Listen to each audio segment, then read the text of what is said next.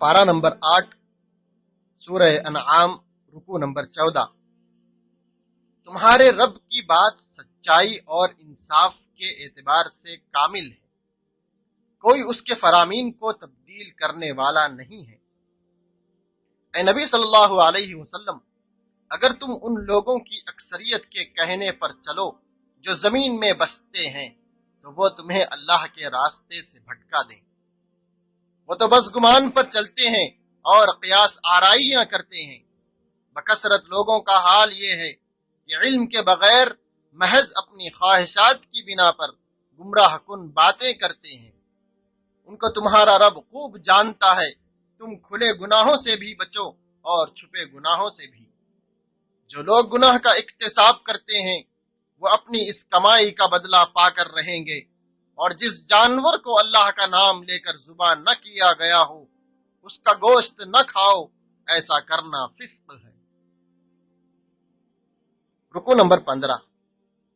क्या वो शख्स जो पहले मुर्दा था फिर हमने उसे जिंदगी बख्शी और उसको वो रोशनी अता की जिसके उजाले में वो लोगों के दरमियान जिंदगी की राह तय करता है, उस शख्स की तरह हो सकता है जो तारीकियों में पड़ा हुआ हो और किसी तरह उनसे न निकलता हो। बस हकीकत यह है कि अल्लाह जिसे हिदायत बख्शने का इरादा करता है उसके सीने को इस्लाम के लिए खोल देता है, जिसे गुमराही में डालने का इरादा करता है उसके सीने को तंग कर देता है और ऐसे भेजता है कि इस्लाम का तसव्वुर करते ही उसे यूं मालूम होने लगता है कि उसकी रूह आसमान की तरफ परवाज कर रही हो। इस तरह अल्लाह उन लोगों पर नापाकी को मुसल्लत कर देता है जो ईमान नहीं लाते, हालांकि ये रास्ता तुम्हारे रब का सीधा रास्ता है और उसके निशान उन लोगों के लिए वाज़ेह कर दिए गए हैं। रुकू नंबर 16। अल्लाह ताला क़यामत में पूछेगा, ए गुरूह जिनो इंस, क्या तुम्हारे पास खुद तुम में से ऐसे रसूल नहीं आए थे जो तुमको मेरी आयात सुनाते और उस दिन के अंजाम से डराते थे। आज दुनिया की जिंदगी ने उन लोगों को धोखे में डाल रखा है, मगर उस वक्त वो खुद अपने खिलाफ गवाही देंगे। तुम्हारा रब बेनियाज है और मेहरबानी उसका शेवा है। अगर वो चाहे तो तुम लोगों को ले जाए और तुम्हारी जगह दूसरे जिन लोगों को चाहे ले आए, जिस तरह उसने तुमको कुछ और लोगों की नस्ल से उठाया है। मुशरिकों के लिए उनके शरीकों ने अपनी औलाद का कत्ल खुशनुमा बना दिया है। यकीनन खसारे में पड़ गए वो लोग जिन्होंने अपनी औलाद को जहालत और नादानी की बिना पर कत्ल किया और अल्लाह के दिए हुए रिज्क को अल्लाह पर इफ्तिरा पर्दाजी करके हराम ठहरा लिया। रुकू नंबर 17। वो अल्लाह ही है जिसने तरह तरह के बाग और गुलिस्तान पैदा किए, खेतियां उगाई जिनसे किस्म किस्म के माकूलात हासिल होते हैं, जैतून और अनार के दरख्त पैदा किए जिनके फल सूरत में मुशाबेह और मजे में मुख्तलिफ होते हैं। खाओ उनकी पैदावार जबकि ये फलें, और अल्लाह का हक अदा करो जब उनकी फसल काटो। फिर वही है जिसने मवेशियों में से वो जानवर भी पैदा किए जिनसे सवारी और बार बर्दारी का काम लिया जाता है, और वो भी जो खाने और बिछाने के काम आते हैं। खाओ उन चीजों में से जो अल्लाह ने तुम्हें बख्शी हैं, और शैतान की पैरवी न करो, वो तुम्हारा खुला दुश्मन है। वो शख्स से बढ़कर जालिम और कौन होगा जो अल्लाह की तरफ मंसूब करके झूठी बात कहे ताकि इल्म के बगैर लोगों की गलत रहनुमाई हो। रुकू नंबर 18। यहूदियों की सरकशी पर अल्लाह ने उन पर बहुत सारी चीजों को हराम करके उन्हें सजा दी थी, मगर मुशरिक लोग कहेंगे कि अगर अल्लाह चाहता तो न हम शिरक करते, न हमारे बाप दादा, और न हम किसी चीज को हराम ठहराते। ऐसी ही बातें बना बना कर उनसे पहले के लोगों ने भी हक को झुटलाया था। उन लोगों के पास कोई इल्म नहीं है, महज गुमान पर चल रहे हैं, नरी क़ियास आराइयां कर रहे हैं। तुम हरगिज उन लोगों के ख्वाहिशात के पीछे न चलना जिन्होंने हमारी आयात को झुटलाया है और जो आखिरत के मुनकिर हैं और दूसरों को अपने रब का हमसर बनाते हैं। रुकू नंबर 19। اللہ تعالیٰ نے جو پابندیاں عائد کی ہیں وہ یہ ہیں: نمبر 1، اس کے ساتھ کسی کو شریک نہ کرو۔ نمبر 2، والدین کے ساتھ نیک سلوک کرو۔ نمبر 3، اپنی اولاد کو مفلسی کے ڈر سے قتل نہ کرو۔ ہم تمہیں بھی رزق دیتے ہیں اور ان کو بھی دیں گے۔ نمبر 4، بے شرمی کی باتوں کے قریب بھی نہ جاؤ، خواہ کھلی ہو یا چھپی۔ نمبر 5، کسی جان کو جسے اللہ نے محترم ٹھہرایا ہے ہلاک نہ کرو مگر حق کے ساتھ۔ نمبر 6، یتیم کے مال کے قریب نہ جاؤ یہاں تک کہ وہ اپنے سن رشد کو پہنچ جائے۔ نمبر 7، ناپ تول میں پورا انصاف کرو۔ نمبر 8، بات کہو تو انصاف کی کہو، خواہ معاملہ اپنے رشتہ دار ہی کا کیوں نہ ہو۔ نمبر 9، اللہ کے عہد کو پورا کرو، نیز اللہ کی یہ ہدایت ہے کہ یہی میرا سیدھا راستہ ہے، لہذا تم اسی پر چلو، دوسرے راستوں پر نہ چلو۔ رکو نمبر 20، تمہارے پاس تمہارے رب کی طرف سے ایک دلیل روشن اور ہدایت اور رحمت آ گئی ہے۔ اب اس سے بڑھ کر ظالم کون ہوگا جو اللہ کی آیات کو جھٹلائے اور ان سے منہ موڑے۔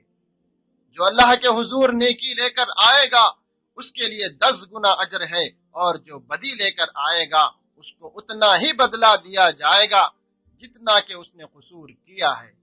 کہو میری نماز، میرے تمام مراسم عبودیت، میرا جینا اور میرا مرنا اللہ رب العالمین ہی کے لیے ہے، جس کا کوئی شریک نہیں ہے، اسی کا مجھے حکم دیا گیا ہے، اور سب سے پہلے سر اطاعت جھکانے والا میں ہی ہوں۔ کوئی بوجھ اٹھانے والا دوسرے کا بوجھ نہیں اٹھاتا، پھر تم سب کو اپنے رب کی طرف پلٹنا ہے، اس وقت وہ تمہارے اختلافات کی حقیقت تم پر کھول دے گا۔ سورۃ الاعراف، رکوع نمبر 1۔ یہ کتاب جو تمہاری طرف نازل کی گئی ہے تاکہ تم اس کے ذریعے سے منکرین کو ڈراؤ اور ایمان والوں کو نصیحت کرو۔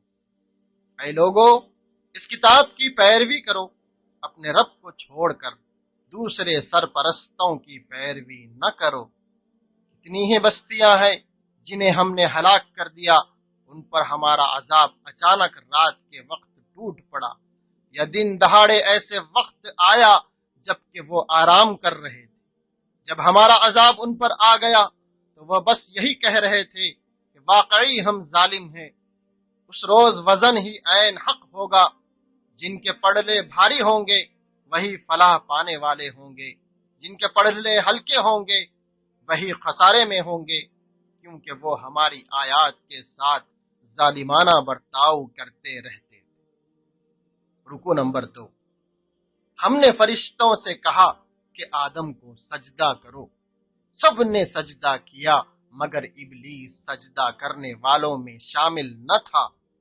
پوچھا، کس چیز نے تجھے سجدے سے روکا جبکہ تجھ کو حکم دیا گیا تھا؟ بولا، میں اس سے بہتر ہوں، تو نے مجھے آگ سے پیدا کیا اور اسے مٹی سے۔ اچھا تو یہاں سے نیچے اتر، تجھے حق نہیں ہے کہ یہاں گھمنڈ کرے، دراصل تو ذلت چاہتا ہے۔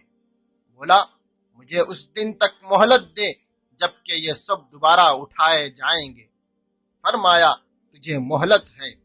بولا، اب میں تیرے سیدھے راستے پر چلنے والے انسانوں کی گھات میں لگا رہوں گا، آگے اور پیچھے، دائیں اور بائیں، ہر طرف سے ان کو گھیروں گا اور ان سے ناشکری کراؤں گا۔ اللہ نے کہا، جو تیری پیروی کریں گے تجھ سمیت ان سب سے جہنم کو بھر دوں گا۔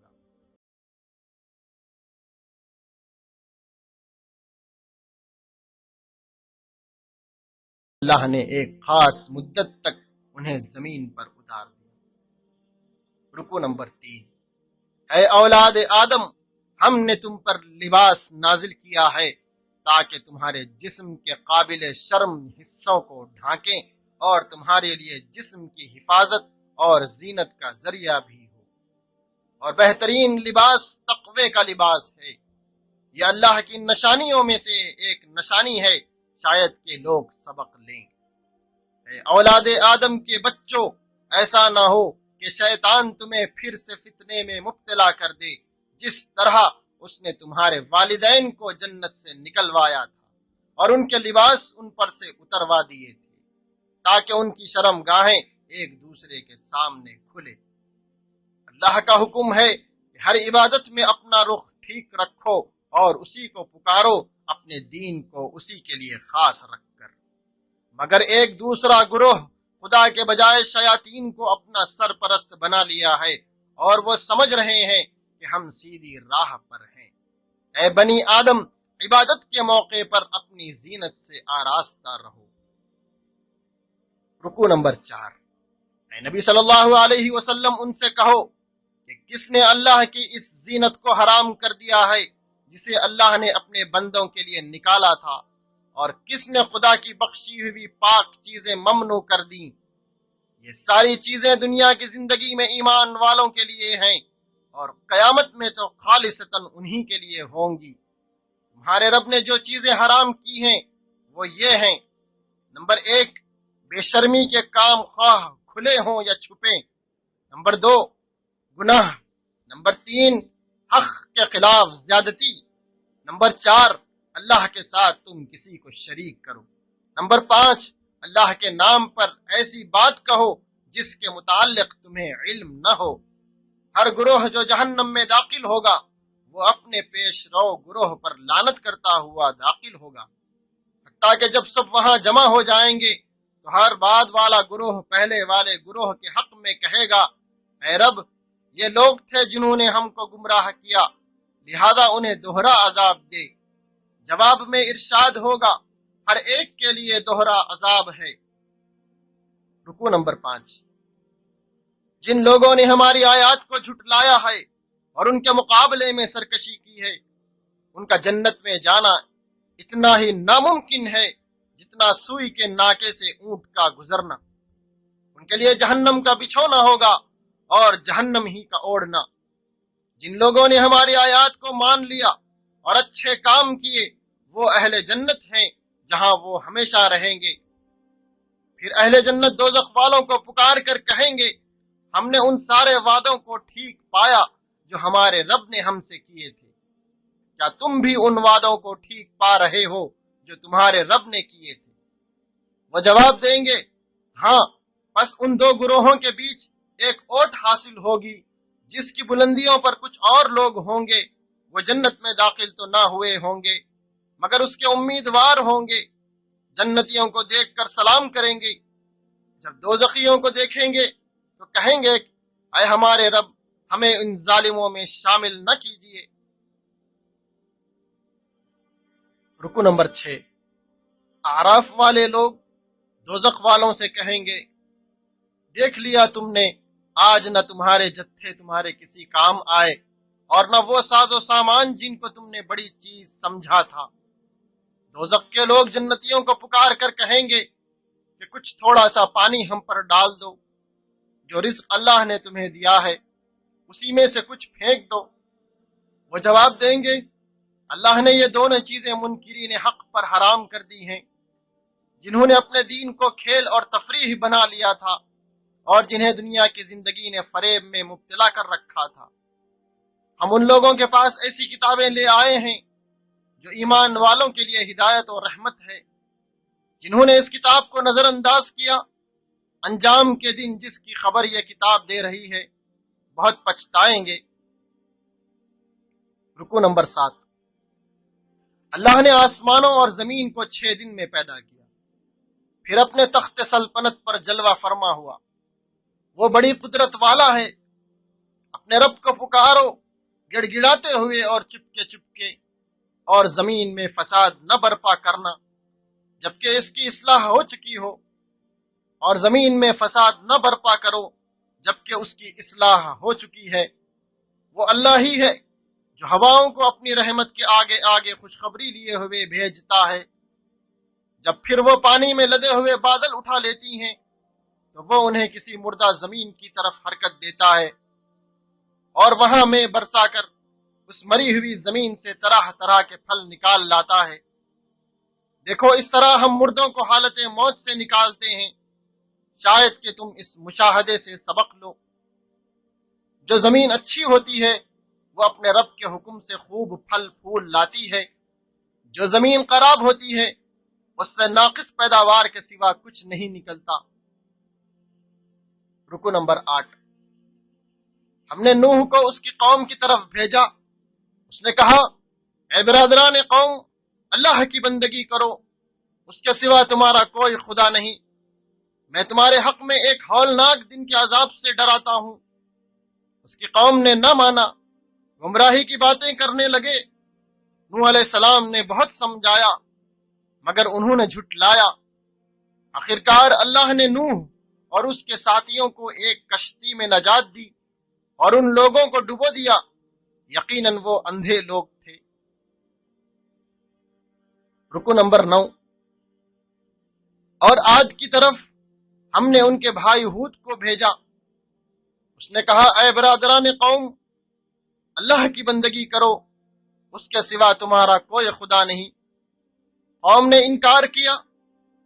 حضرت ہود نے سمجھایا کہ اے قوم، نوح کی قوم کے بعد تمہارے رب نے تم کو اس کا جانشین بنایا ہے اور تمہیں بہت تندومند کیا ہے، بس اللہ کے کرشموں کو یاد رکھو، فلاح پاؤ گے۔ انہوں نے کہا کہ ایک اللہ کے لیے ہم اپنے معبودوں کو چھوڑ نہیں سکتے جسے ہمارے باپ دادا نے پوجا ہے۔ آخرکار اللہ نے ہود اور اس کے ساتھیوں کو بچا لیا اور ان لوگوں کی جڑ کاٹ دی۔ رکو نمبر 10، سمود کی طرف ہم نے ان کے بھائی صالح علیہ السلام کو بھیجا، انہوں نے کہا کہ اے برادران قوم، اللہ کی بندگی کرو، اس کے سوا تمہارا کوئی خدا نہیں ہے، یہ اللہ تعالیٰ کی اونٹنی تمہارے لیے ایک نشانی ہے، اسے برے ارادے سے ہاتھ نہ لگانا۔ قوم عاد کے بعد اللہ نے تمہیں اس کا جانشی بنا دیا ہے اور اس نے تمہیں یہ منزلت بخشی کہ تم میدانوں میں عالی شان محل بناتے ہو اور پہاڑوں میں مکان تراشتے ہو۔ اس کی قوم نے انکار کیا اور اونٹنی کو مار ڈالا۔ آخرکار ہلا دینے والی آفت نے انہیں آ لیا اور وہ گھروں میں اوندھے پڑے رہ گئے۔ اور لوط کو ہم نے پیغمبر بنایا، اس نے اپنی قوم سے کہا تم بے حیا ہو گئے ہو، تم وہ کام کرتے ہو جو تم سے پہلے دنیا میں کسی نے نہیں کیا، تم عورتوں کو چھوڑ کر مردوں سے اپنی خواہش پوری کرتے ہو۔ اس کی قوم اس کی مخالف ہو گئی۔ اللہ تعالیٰ نے حضرت لوط اور اس کے گھر والوں کو بچا کر قوم کو ہلاک کر دیا۔